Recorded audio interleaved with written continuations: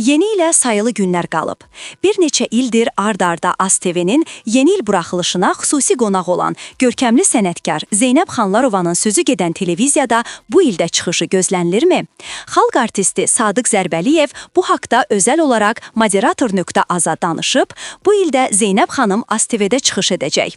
İnşallah ki, olacaq. Məşqlərimiz planlaşdırılıb, bu günlərdə başlayacağıq.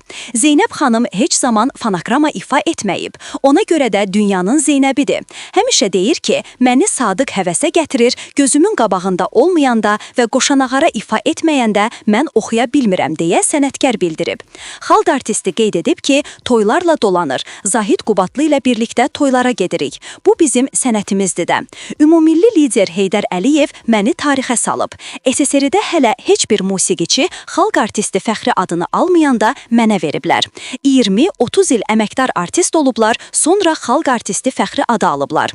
Heydər Əliyev mənə əməkdar artist fəxri adı almadan xalq artisti verib. Bu onun biz sənətkarlara olan diqqət və qayğısı idi deyə sənətkar qeyd edib.